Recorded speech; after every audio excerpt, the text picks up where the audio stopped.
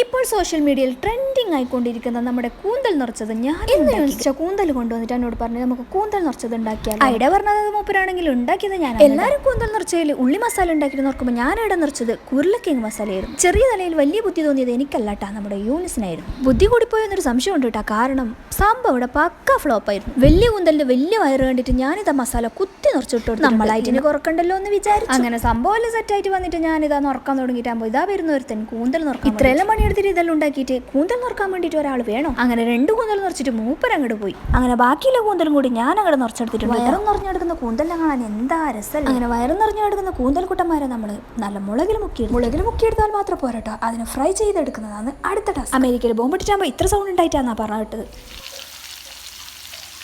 പിന്നൊന്നും പറയേണ്ട മക്കളെ, 1.5 പൊട്ടലായിരുന്നു. പൊട്ടൽ മാത്രമല്ല കേട്ടോ, അതിൻ്റെ ഉള്ളിൽ നിറച്ച സാധനമെല്ലാം പുറത്തേക്ക്. പിന്നെ അത് മൂടി വെച്ചിട്ടാണ് അതിനൊന്ന് വേവിച്ചെടുത്തത്. ഈ മുട്ടയപ്പം ചുടുമ്പോൾ പൊട്ടുന്നത് കൊണ്ടാണ് മുട്ടയപ്പം ചുടുന്നത് നിർത്തിയത്. അതുപോലെ കൂന്തൽ നിറച്ചത് നിർത്തേണ്ട അവസ്ഥയാണ്. ഞാനത് മൈദയിൽ മുക്കിയെടുത്തിട്ടുണ്ട്. ചുടാൻ ഇത്ര പണിയുണ്ടെങ്കിലും ടേസ്റ്റ് അപാരമായിരുന്നു. അപ്പോൾ ഓക്കെടാ, ബൈ.